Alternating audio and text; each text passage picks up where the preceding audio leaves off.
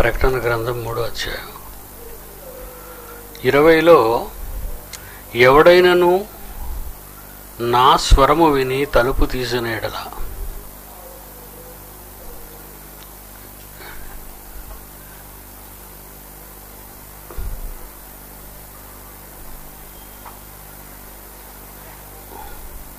లోక 12:36 చదివించాను, అయినా సరే ఒకసారి చూడండి.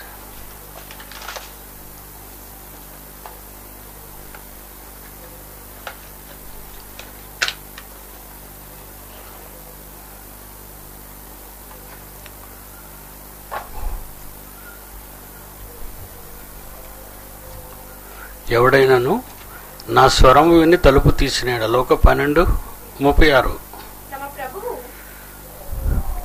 తమ ప్రభువు పెండ్లి విందు నుండి వచ్చి తట్టగానే అతనికి తలుపు తీయుటకు అతడు ఎప్పుడు వచ్చును అని అతని కొరకు ఎదురు చూచే మనుష్యులుగా క్రైస్తవులైన మీరంతా దేవుని విషయంలో ఉండాలి. ప్రభు వచ్చి ఎవరైతే ఆయన కోసం ఎదురు చూస్తూ మెలకుగా ఉంటారో ఆ దాసులు ధన్యులు. అతడు నడుము కట్టుకొని వారిని భోజన పంక్తిని కూర్చుండబెట్టి సాక్షాత్తు యేసుక్రీస్తే వచ్చి వారికి ఉపచారం చేయనని మీతో నిశ్చయముగా చెప్పుచున్నాను. ఎంత మంచి మాట అండి అది. దేవుడు ఉపచారం చేస్తాడా? యేసుక్రీస్తు కలిగి ఉన్నదేదియు ఆయన లేకుండా కలగలేనప్పుడు మహానుభావుడు ఏంటండి ఆయన క్యారెక్టర్ ఏంటండి బాబు, ఆశ్చర్యం. ఇంత గొప్ప క్యారెక్టర్ ఉన్న వ్యక్తి అసలు ప్రపంచంలో లేడండి. తండ్రి గర్భాన పుట్టిన వారందరూ అలాగే ఉండాలి అని తండ్రి కన్నాడు మనందరినీ. కానీ మనకెందుకు ఆ క్యారెక్టర్ రాలేదు ఏమండి? మనకెందుకో క్యారెక్టర్ రాలేకపోతున్నాం. మనకి ఎన్నిసార్లు చెప్పినా మనం ఆయనలాగా మనం ఉండలేకపోతున్నాం.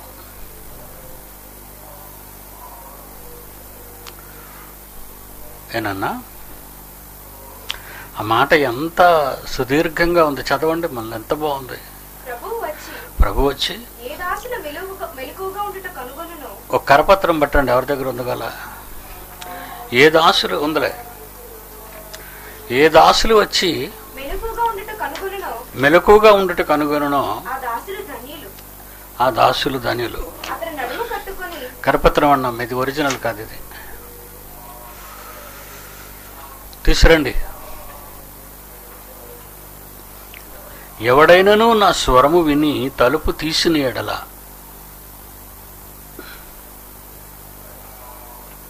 నేను అతని ఎద్దుకు వచ్చి అతనితో నేనును నాతో కూడా అతడును భోజనం చేయదు.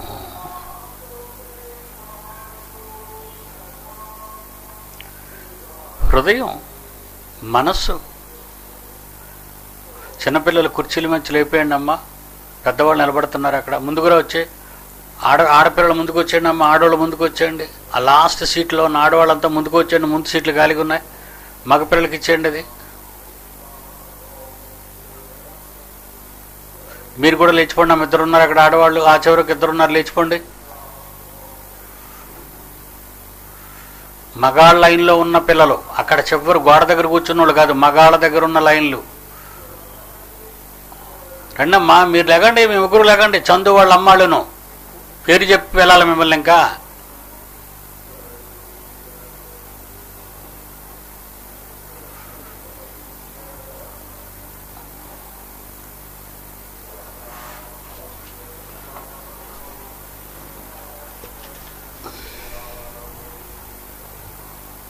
ఒకసారి నేను కెమెరా దగ్గర రండి. ఒకసారి ఒక కరపత్రం తయారు చేశానండి.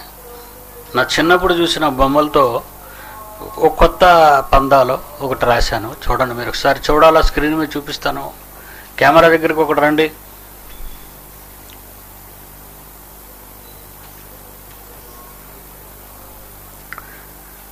నా స్వరము విని ఇదిగో నేను తలుపునద్ద నిలుచుండి తట్టుచున్నాను, ఎవడైనను నా స్వరము విని తలుపు తీసిన యెడల అంటున్నాడు. బాగా క్లోజప్ చేయనైనా కనబడుతుంది వాళ్ళకి.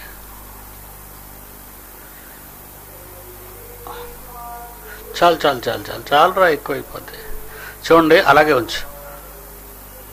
అక్కడ హృదయం అంటే మనస్సు అండి. అది ఒక మనిషి దేవునికి తన మనస్సులో చోటు ఇవ్వకపోతే ఏనన్నా పావుని ఎందుకు వేసాం అనుకున్నారా?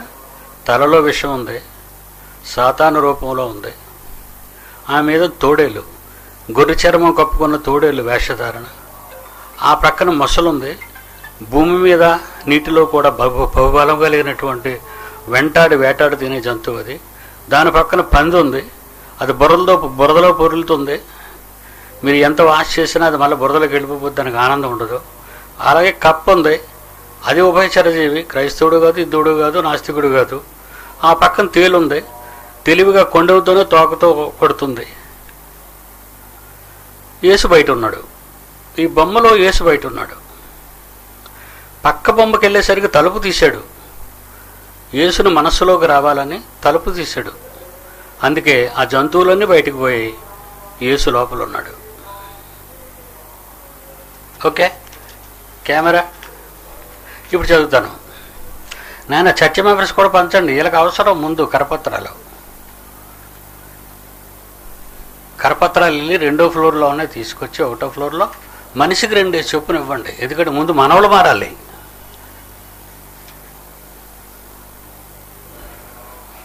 ఏం రాశానో తెలుసా? మత మార్పిడి కారాదు, మనస్సు మారాలి. ఏదో పెళ్లికి బాప్తీసాలు తీసేసుకున్నాను ఉన్నారు. మా తాతలు మా అమ్మమ్మలు వాళ్ళంతా క్రైస్తవులు కనుక మేము క్రైస్తవులు అయిపోతామని వారసత్వంగా మరి బాప్తీసాలు తీసుకుని ఉన్నారు. వాళ్ళు ఒరిజినల్ క్రిస్టియన్స్ కాదు వాళ్ళు. ఏమండి, క్రైస్తవులు అయిన తర్వాత కూడా దేవునిలో బ్రతకకుండా ఇష్టానుసారంగా బ్రతికినటువంటి వాళ్ళు ఉన్నారు. ఎలా? ఒక పాము, ఒక తోడేలో, లేకపోతే ఒక క్రోకడైల్ మొసలో, లేదంటే ఒక పందో, కప్పో, తేలో. ఇవన్నీ విష జంతువులు లాంటివి, ప్రాణహాని. మనిషి మనస్సు ఇలాంటితోనే ఉంటుంది. ఎప్పుడు మంచిగా మనసు ఆలోచిస్తుందండి. యేసు మనసు ఏంటండి బాబు? తర్వాత చదువుకుందాం. అది ఏ రాశానో తెలుసా? మనస్సు హృదయం అన్నిటికంటే మోసకరమైనది, అది ఘోరమైన వ్యాధి కలది, దాన్ని గ్రహింపగలవాడెవడు? ఇది దేవుడు చెప్పిన స్కానింగ్ అండి, నేను చెప్పింది కాదు, ఆయనే చెప్పాడు. హృదయము అన్నిటికంటే, హృదయం అంటే ఇక్కడ గుండె పాప ఏమన్నది, లబ్ అని రక్తం శుద్ధి చేసి పంపిస్తుంది. కానీ మనస్సు అండి ఇది. ఈ హృదయం అనే పదాన్ని, అసలు ఈ మనస్సు అనే పదాన్ని కలపకూడదండి. అసలు తెలుగు రానివాళ్ళు, బైబిల్ ట్రాన్స్లేట్ చేసినప్పుడు తెలుగు రానివాడు, తెలుగు భాషా ప్రావీణ్యత తెలియనివాడు, హృదయానికి మనస్సుకి తేడా తెలియనివాడు ఇలాగే ట్రాన్స్లేట్ చేస్తాడు. మనస్సు వేరు, హృదయం వేరు. హృదయం ఏముంది? హృదయంలో ఏముంది? అది కండరాలన్నిటికంటే బలమైన కండరం, రక్తాన్ని పరిశుభ్రపరిచే కేంద్రం, నడినెత్తు నుండి అరికాల వరకు రక్తనాళాల గుండా రక్తాన్ని ఫోర్స్ చేసి పంపించిన ఒక చక్కటి మానవాకారంలో అమూల్యమైనది గుండె. అది ఎందుకు చెడిపోద్ది? అది చెడిపోద్ది, నువ్వు మాంసం తింటే చెడిపోద్ది, కొవ్వు పట్టేసిపోద్ది. అది చెడిపోవడానికి కారణం అది. నువ్వు చెడిపోవడానికే, మానసికంగా నువ్వు చెడిపోవడానికి హృదయం కారణం కాదు. అంటే దీన్ని ఎవరో పూర్వీకులు ఈ తప్పుడు ప్రయోగాన్ని ప్రయోగించారు. బైబిల్లో కూడా హృదయం అనే ట్రాన్స్లేట్ చేశారు. కానీ ఇది హిబ్రూ అండ్ గ్రీక్కి వెళ్తే that is not a heart, that is a mind. That is a mind. అందుకే నేను హృదయం అనే పదం ప్రయోగించిన దగ్గర మనస్సు అనే పదాన్ని నెట్టాను. చూడండి, అక్కడ మనస్సు అన్నిటికంటే ఘోరమైన వ్యాధి కలది, మోసకరమైనది, అది ఘోరమైన వ్యాధి గలది, దాన్ని గ్రహింపగలవాడు ఎవడని చెప్పి ఈ కరపత్రాలు పంచేటప్పుడు ఏ మూర్ఖుడైనా వీళ్ళని అడ్డుకుంటారేమో అని మత మార్పిడి కారాదు, మనస్సు మారాలి బిడ్డ అని హెడ్డింగ్ పెట్టాను. అని ఒక పక్క మహాత్మా గాంధీని, మరొక పక్క స్వామి వివేకానందని కూడా ఫోటో వేశాను, వాళ్ళ సంతకాలతో పాటు. వాళ్ళ అన్న మాటలు వాళ్ళు రాసిన మాటలో మహాత్మా గాంధీ ఏం రాశాడు? నిన్ను కుడి చెంప మీద కొడితే వాని వైపున కొన్ని ఎడమ చెంప కూడా త్రిప్పము. మహాత్మా గాంధీ అంటే యేసు బాటలో నడిచినవాడు అని. మనస్సు మారాలి. ఏమండి, వివేకానందుడు ఏమన్నాడు? స్వామి వివేకానందుడు, ఒకవేళ నేను యేసుక్రీస్తు కాలంలో పాలస్తీనాలో పుట్టి ఉంటే నా కన్నీళ్లతో కాదు, నా గుండెలో ప్రవహించే రక్తముతో యేసు పాదాలు కడిగేవాడిని. స్వామి వివేకానంద. వీళ్ళిద్దరు వేసాం అనుకోండి పైన ఫోటోలు, ఇంకెవడికి నోరు లెగదండి. అలా దెబ్బ కొట్టాలి, చెప్పుతోనే కొట్టాలి.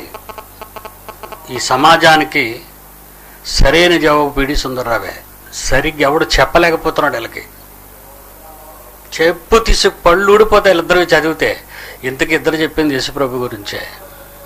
ఆ యేసుని మనసులో ఉంచుకుంటే క్రూరత్వంతో ఉన్న నీ మనస్సు బాగుపడుతుంది పరిశుభ్రంగా. ఆ యేసు బయట ఉన్నంతకాలం, నువ్వు తలుపు తీయనంతకాలం ఆయన బయట ఉంటాడు. ఈ క్రూర జంతువులు నీతోనే ఉంటాయి. ఏనన్నా? ఇప్పుడు ప్రకటన గ్రంథం 3వ అధ్యాయంలోని పాఠం మరి 20వ వచనంలో తలుపునొద్ద నిలుచుండి తట్టుచున్నాను. ఏ తలుపు? Christ is the head of this house అని బయట ఎడతాడు బోర్డు.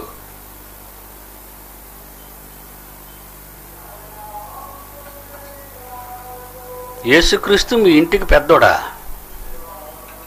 సెక్యూరిటీ గార్డా? పైన ఉంటాడు, ఇంటి పైన, ఇంటి బయట పెద్ద తలుపు దగ్గర ఉంటాడా? ఒరే, నీ మనసులో రప్పించు కుక్క, నీ మనసునే తలుపు తీయరా ఒరే కుక్క. ఇంతకంటే కఠినంగా ఏం మాట్లాడతానండి? సిగ్గుపడాలండి, వాళ్ళకి రోషం రావాలి. మేము మాట్లాడతాం, ఎదురించి మేము వాదిస్తాం అన్నది ఎవడని వస్తాడేమో అని 50 ఏళ్ళ బట్టి చూస్తానండి, ఎవడు రాలేదు. ఇక రాడు కూడా, ఎవడు రాడని కూడా చెప్పేస్తున్నాను. ఎందుకంటే రాలేడు, కనుక నిలబడలేడు వాడు. ఈ ప్రపంచంలో ఎంత మేధావైనా నేను కొట్టే దెబ్బ పంచి వాడికి తట్టుకోలేడు. అది శాస్త్రీయంగా కావాలా, భౌగోళికంగా కావాలా, చారిత్రాత్మకంగా కావాలా, ఎలా కావాలి? ఏ పంచైనా ready. Any scientist in the world, any historian in the world, ఎవడైనా సరే వాళ్ళు ఎంపిక చేసుకున్న మహాత్ములన్న వాళ్లే యేసు మీద ఏం పలికారో ఆ మాటతోనే చెప్పుతో కొట్టాలి ఒక్కొక్కడిని. మాకు చెయ్యకరా బోధ. గాంధీ చనిపోకముందు చెప్పరా బోధ గాంధీకి? ఎందుకు నమ్మావు యేసునని? వివేకానందుడు చనిపోకముందు చెప్పరా? ఏటి నీ రక్తంతో ఆయన పాదాలు కడగటం ఏంటి? నీ గుండె రక్తంతో నీకేం బుద్ధి ఉందా లేదా అని అడగలేకపోయేవారా కుక్క? పౌరుషం రావాలి కదా నీ మాటలు. ఎందుకంటే రెచ్చగొడుతున్నానండి, రెచ్చగొడతాను. వస్తాడేమో ఎవడైనా మీసం ఉన్న మగాడు. 50 ఏళ్ల బట్టి లేడు.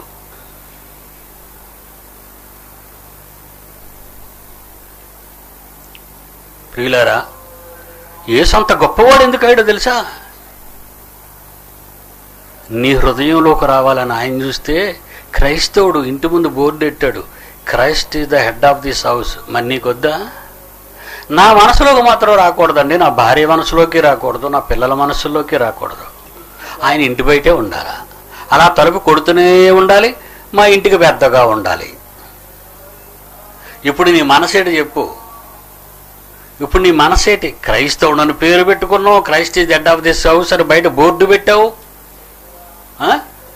నువ్వు కప్పవు కదా, ఉభయచర జీవివు కదా, లేకపోతే మొసలిలాగా క్రూర జంతువు కదా, నీటిలో ఉండి అమాయకంగా వచ్చేవాడిని వెంటాడుకు తినడానికి.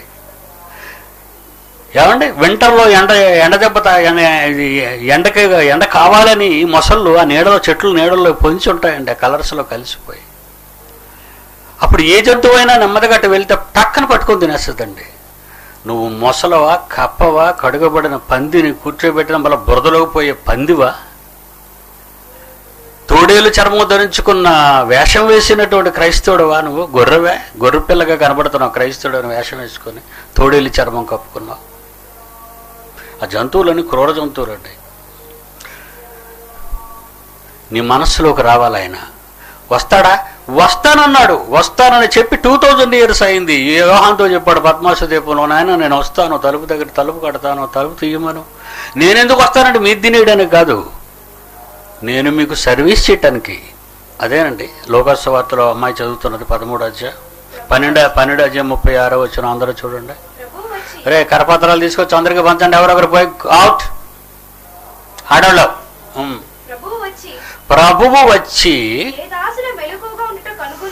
ఏ దాసుడు మెలకువగా ఉండుట కనుగొనునో ఆ దాసులు ధన్యులు. అంటే బ్లెస్డ్ అని అర్థం, దీవించబడిన వారు. అలా ఏ దాసులైతే మెలకువగా ఉండి ప్రభు వస్తాడు అని తలుపు తీసి ఆహ్వానిస్తారో వెంటనే లోపలికి వచ్చిన మహానుభావుడు వారిని భోజన పంక్తిని కూర్చుండబెట్టి మహానుభావుడే వచ్చి నీకు ఉపచారం చేస్తాడు. కర్రీ ఏమంటావా, చికెన్ ఏమంటావా, కర్డ్ ఏమంటావా, మజ్జిగ ఇమ్మంటా. ఇటు ఎందుకు పరిగెడుతున్నాడు చూడు, పక్కన కూర్చోబెట్టండి, కెమెరా తన్నేగలడు వాడు. ఓ చూడరాడు కెమెరా కానీ వైర్ కానీ తన్నేగలడు వాడు. చాలా చిత్తగారితో అయిపోయాడు. క్లాస్ అవుతున్నప్పుడు కదలకూడదు. పిల్లలు మీ కాలు కట్టేసుకోడు తాడేసి. ప్రపంచం అంతా వింటున్నారా? ఎందుకరా నా ముందు కూర్చొని డిస్టర్బెన్స్ మీరు?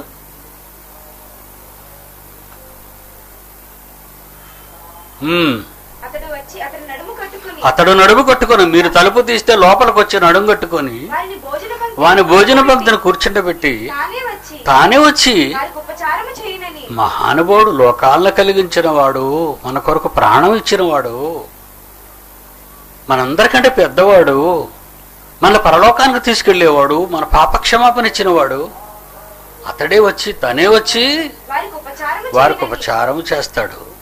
కోటాను కోట్ల మంది ఉపచారం చేసే దేవదూతలు ఉన్నప్పుడు యేసు చెయ్యాలా అండి? మీరు ఆలోచించాలి. కోటాను కోట్లు రక్షణ స్వాస్థ్యం పొందబో వారికి సేవ చేయుటకై, పరిచారము చేయుటకై పంపబడిన సేవకులైన ఆత్మలు కారా కోటాను కోట్ల మంది దేవదూతలండి. 13వ అధ్యాయం చివరి వచ్చినండి ఎబ్రీ పత్రిక. మొదటి అధ్యాయం చివరి వచ్చినవండి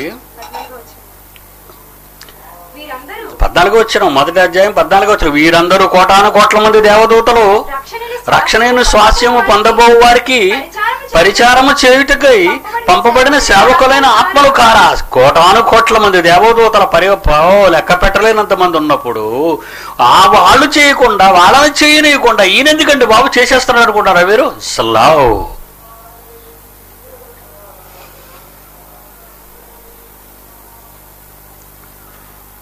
మంచి ఎగ్జాంపుల్ చెప్తానండి దానికి. ఒకడు తన తమ్ముడిని మంచి మండు టెండలో భుజాన్ని ఎక్కించుకొని చెమటండి కారిపోతుంది వాడికి విపరీతంగా.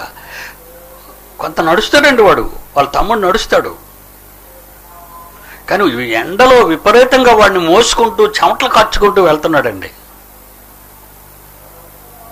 రే నాన్న, ఆ తోవనొక్కోయే ఒక పెద్ద ఆయన, నాయన ఎందుకు నాయన ఆడి గురించి అలా బాధపడిపోతున్నావు, కాసేపు నడిపించవచ్చు కదా అంటే వాడిచ్చిన సమాధానం చెప్పమంటారా? అయ్యా వీడు నా తమ్ముడండి. ఏమని సమాధానం ఇచ్చాడు? వీడు నా తమ్ముడండి.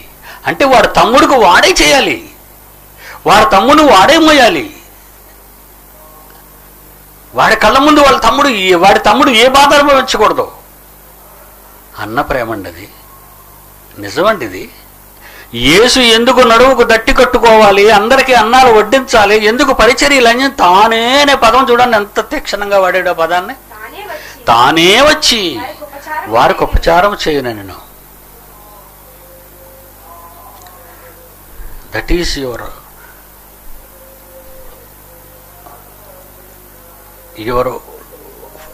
Brothers love.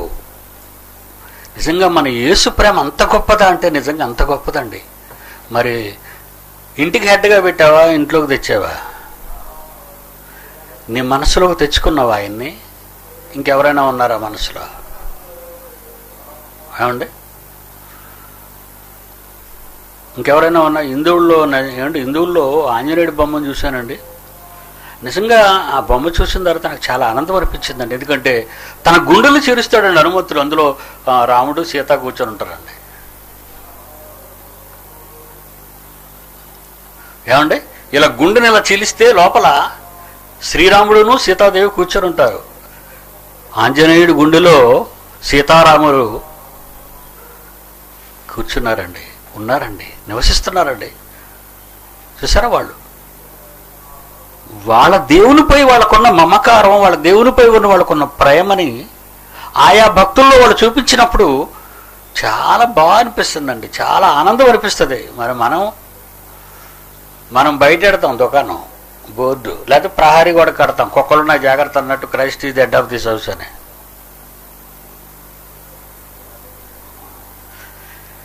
ఎక్కడుందండి క్రైస్తవ్యం? యేసులాంటి క్రైస్తవ్యం ఎక్కడుందండి? క్రైస్తవులను పేరు పెట్టుకున్న మనం అంతా క్రైస్తవులమేనండి.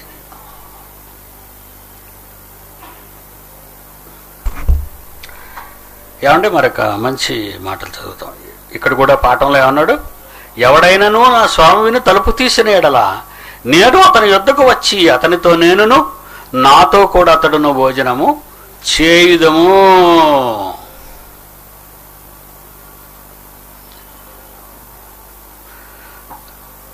లోకాసువార్త 24:29 హమ్మింగ్ వస్తుంది చూడరా. లోకాసువార్త 24:29-30 హమ్మింగ్. ఇంగ్లీష్ అర్థమైందా సౌండ్ ఇంజనీర్లకి? హమ్మింగ్ ఇప్పుడు లేదులే. లోకాసువార్త 24:29-30 వారు సాయంకాలము కావచ్చినది, ప్రొద్దు గుంగినది, మాతో కూడా ఉండమంటున్నారు. యేసును బలవంతం చేశారు.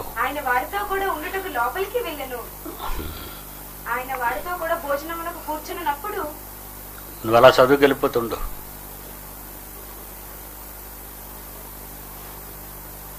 అసలే ఆ అంటే రాదు, దిద్దాలి. ఆ అంటే దిద్దించాలి. అలాంటి వాళ్ళ దగ్గర నువ్వు యూనివర్సిటీ లెసన్లో చదువుకు వెళ్ళిపోతున్నట్టు ప్రొఫెసర్ల లెక్చర్ ఇచ్చావు అనుకో,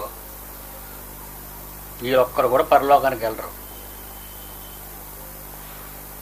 చదువు ఏటి వారు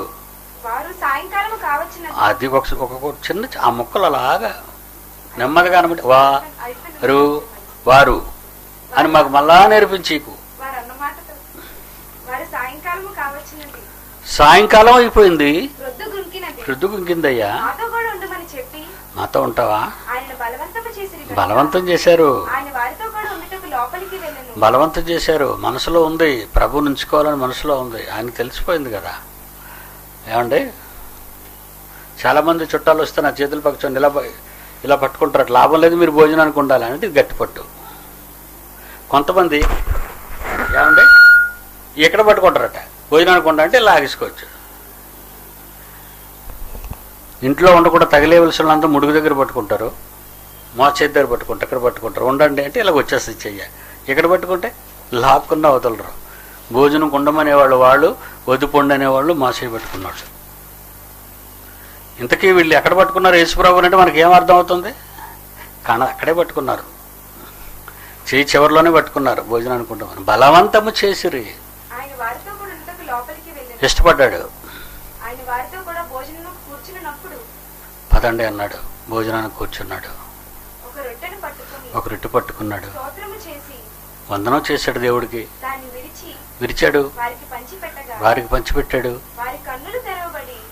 అది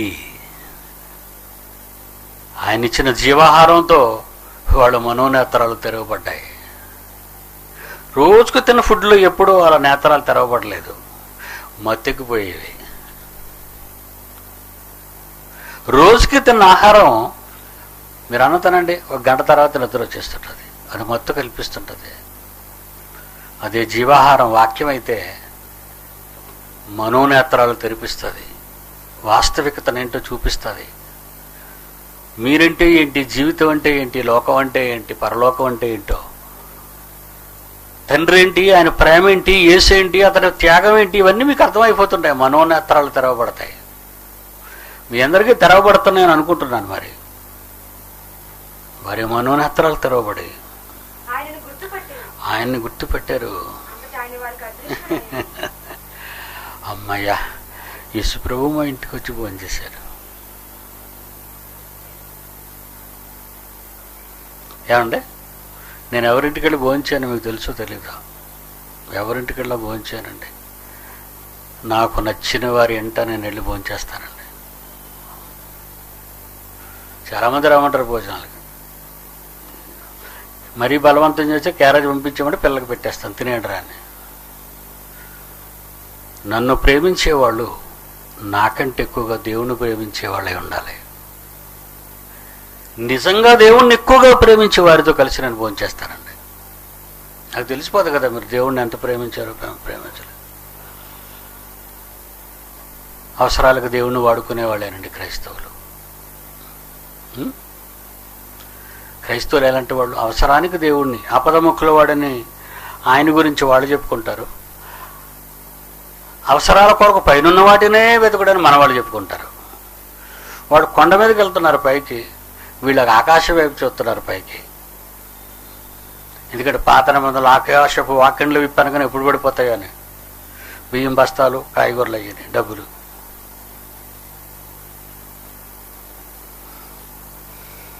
వాళ్ళ నేత్రాలు తెరవబడ్డాయటండి.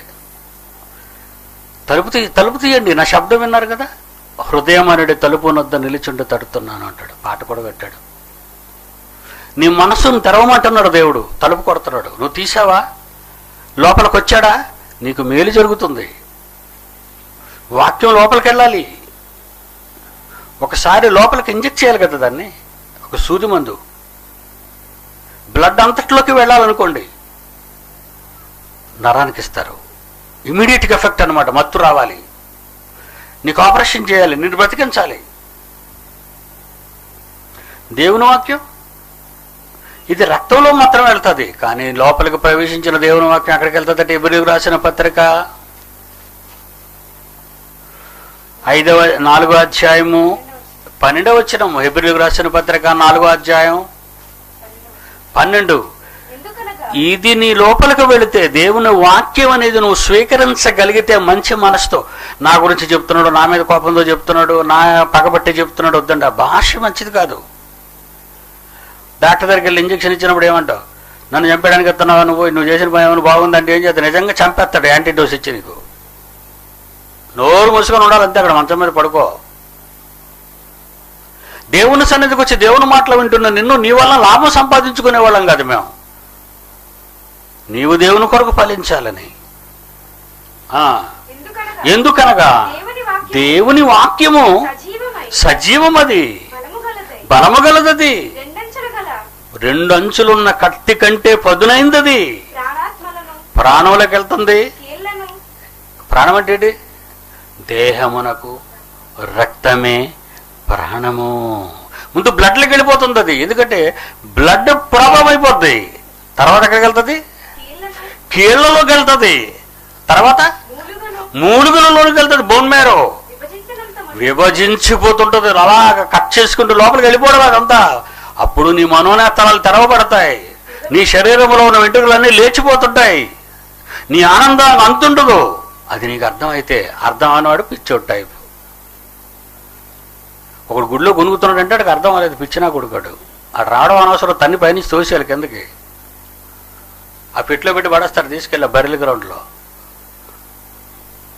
ఎక్కువ సంఘ పెద్దలు పడుకుంటారని మీకు తెలుసు తెలియదు, ఎందుకంటే బాగా తల పండిన వాళ్ళు ఫ్యాన్లు ఉన్న దగ్గర చివరిలో కూర్చుంటారు. అలాగా పాస్టర్ పని చెప్తాడు, వాడు ప్రసంగం వాడు చేస్తుంటాడు, ఈ నిద్రటి తీస్తుంటాడు. ఇలా గుడి అయిపోగానే చూడండి, ఆ సందా సంచుల దగ్గర పెద్దలందరూ ఈ నిద్రపోయి వచ్చి కూర్చొని మొత్తం లెక్కెడతారు. అందరూ 100 నోట్లు ఎంత, 50 నోట్లు ఎంత, 5 రూపాయల నోట్లు ఎంత, చిల్లర ఎంత అని చెప్పే వాక్యం ఎక్కదో. దేవుని కొరకు బ్రతకాలని తెలీదు.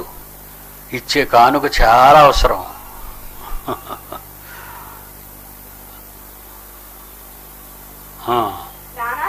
ప్రాణాత్మ కొమ్మలను, కీళ్లను, మూలుగును విభజించినంత మట్టుకు ఈ వాక్యం దూరిపోతుందట. వెళ్ళిపోయి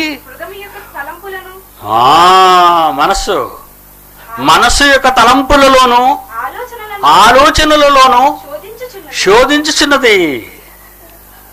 ఆలోచనలోకి వెళ్ళిపోయిందటండి. ఇంకా నీకు ఏ ఆలోచన రాబోతుందో దాంట్లోకి వెళ్ళిపోద్దట. వద్దు, ఈ ఆలోచన మంచిది కాదు. మనోనేత్రాలు తెరవబడ్డం అదే. నీ మనోనేత్రాలు తెరవబడితే నీ కోసం పరలోకం తెరవబడుతుంది.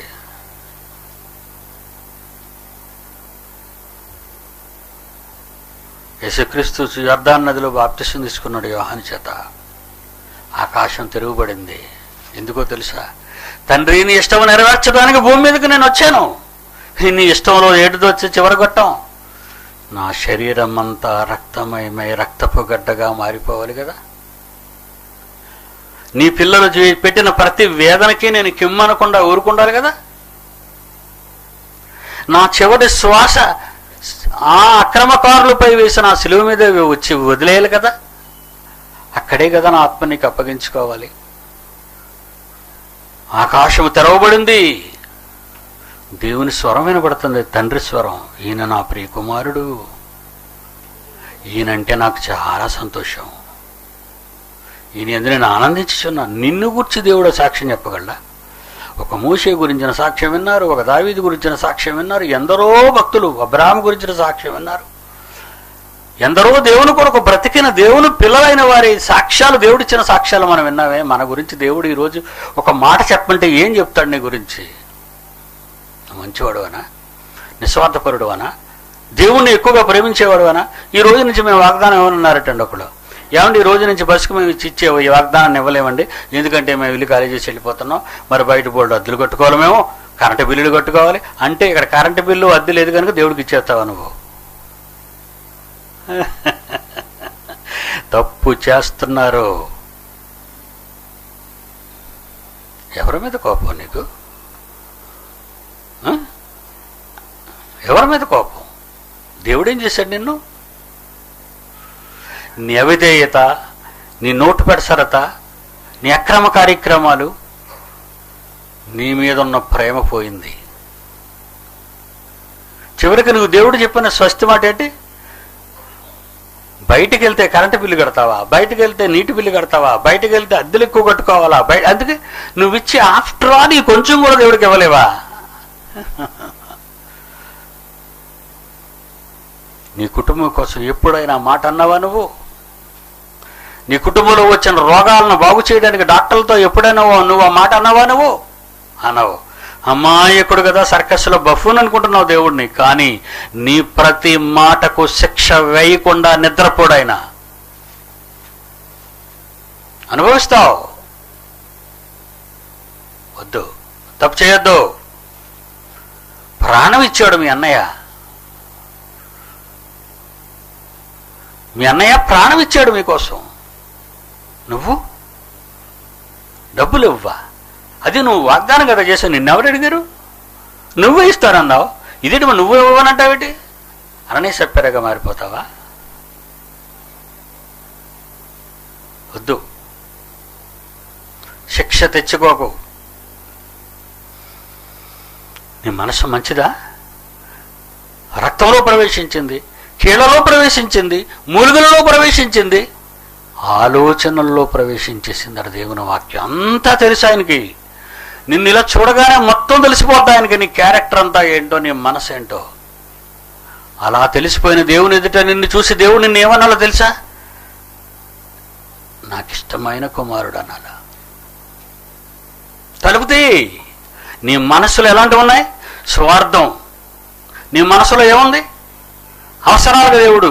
నీ మనసులో ఏముంది? ఇది వచ్చింది కనుక మీరు చెయ్యాలి. ఇలాంటి కపటంతో నీ హృదయం నిండిపోతే నీ మనసులో దేవుడున్నాడా, యేసున్నాడా? నువ్వు విన్న వాకింత ఇన్ని సంవత్సరాలు నువ్వు నటించావే తప్ప దేవుని కోసం బ్రతకానన్న నిజం లేదే నీలో. అంటే మోసం చేసావన్నమాట. నువ్వు నటించి మోసం చేస్తున్నావు అన్నమాట దేవుణ్ణి. పూర్గుడిసిలో ఉన్నానండి, వర్షం వస్తే నిద్ర వచ్చేది కాదండి. ఎక్కడ పట్టుకోవడం మంచం అంతే, ఎక్కడ పడితే అక్కడ కారిపోవడం. గోడలు లేక ఈ సిమెంట్ గోన్లు కట్టుకున్నామండి పడుకోవడానికి. పశువుల బాతలో పడుకున్నామండి గడ్డి వేసుకుని, బెడ్షీట్ లేక. పాచిపోయిన అన్నం తిన్నామండి ఆకలి ఉండలేక.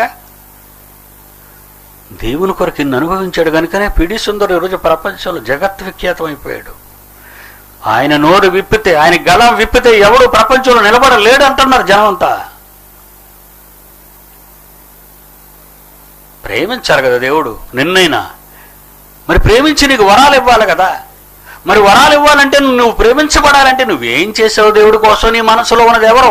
నీ ఉద్యోగం, నీ డబ్బు, నీ ఇల్లు, నీ భార్య, నీ పిల్లలు, నీ తల్లిదండ్రులు, నీ ఊరు, ఇదే కదా 24 నీ మనసులో ఉన్నది. దేవుడేడి? ఎక్కడున్నాడు యేసు? క్రైస్తవుడని పేరు పెట్టుకున్నావు, క్రీస్తు లేడు. అయ్యో ఆ విష సర్పాలన్నీ, ఆ విష జంతువులన్నీ నీ మనస్సులో నిండిపోయాయి. యోహాను సువార్త 14:23.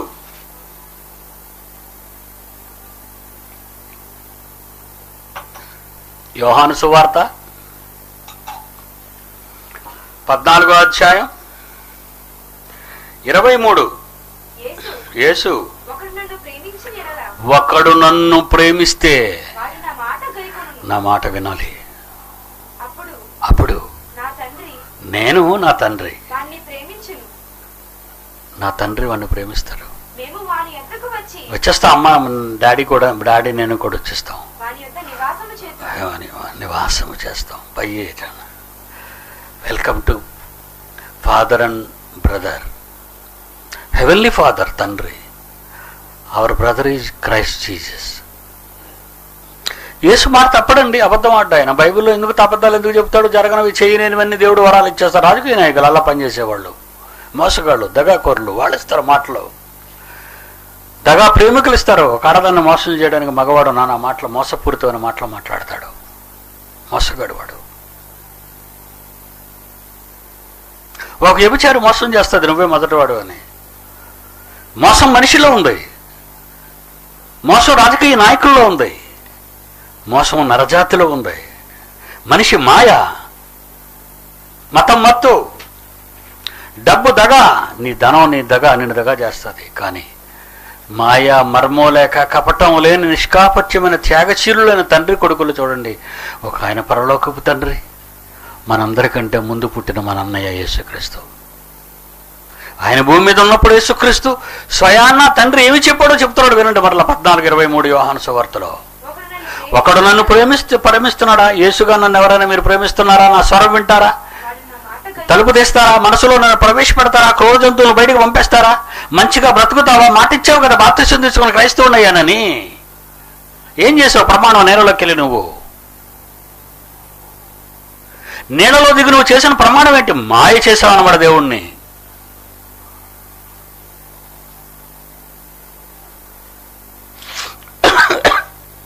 ఏమన్నాడమ్మా యేసు? ఒకడు నన్ను ప్రేమిస్తే నా మాట గైకుంటాడు. అప్పుడు నా మాట గైకున్నావనే సంగతి నా తండ్రికి తెలిసిపోతుంది. నా తండ్రి వాడిని ప్రేమిస్తాడు. అప్పుడు ఏం జరుగుతుందో తెలుసా మీకు? నిన్ను విడిచి నేను గాని నా తండ్రి గాని వదిలి ఉండలేము. ఎంత ఆఫర్ అండి మనకి ఇది! నిజంగా వాట్ ఏ వండర్ఫుల్ ఆఫర్ అండి.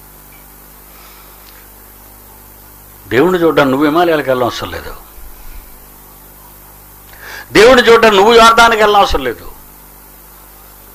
దేవుడు కావాలనుకునేవాడు యెరూషలేముకి వెళ్ళి పరిశుద్ధ పట్టణం అనుకో పనికిమాలిన తిరగనవసరం లేదు. డబ్బులు ఖర్చు పెట్టి నీ దగ్గరికి నీ హృదయంలోకి వస్తాడు. తలుపు తడుతున్నాడు, ఈవేళ తట్టుచున్నాడు. ఇదిగో తలుపు నొద్ద నిలుచుండి తట్టుచున్నాను. ఎవడైనానో నా స్వామిని తలుపు తీసిన ఎడలా మే లోపలికి వస్తాను. నేనే కాదు, నా తండ్రి. నేను వాని యొద్దకు వస్తాను, వాని యొద్ద నివాసం చేస్తాను. ఇక్కడ ఒక్కడొస్తానన్నాడు, అక్కడికి వెళ్ళేసరికి ఇద్దరు ఉంటాం మేము. మా నాన్న కూడా వచ్చేస్తానంటున్నాడు. నిజంగా దేవుణ్ణి ప్రేమిస్తున్నారా? తండ్రిని నోట అబద్ధం రాకూడదండి. అబద్ధాలు ఆడే వాళ్ళందరినీ హెచ్చరిస్తున్నాను, అబద్ధాలు ఆడకండి. దేవుడున్న మనస్సులో, దేవుడున్న హృదయం అనుకో, మీ భాషలో అనుకుందా పోనీ, ఆ మనస్సులోకి అబద్ధం ఉండకూడదు, మోసం ఉండకూడదు, దగా ఉండకూడదు, ద్వేషం ఉండకూడదు, కపటపు మాటలు మాట్లాడకూడదు. ప్రేమ. నీ తండ్రి నీకు కావాలా? నీతో ఉండాలా? నీ అన్నయ్య నీకు కూడా ఉండాలా? తలుపు తీ, నీ మనస్సు ద్వారాలు తెరువు. వాళ్ళిద్దరూ లోపలికి వస్తే నీ నోరు మాట్లాడేది మహాజ్ఞానం, నీ నోరు మాట్లాడేది మహాజ్ఞానం.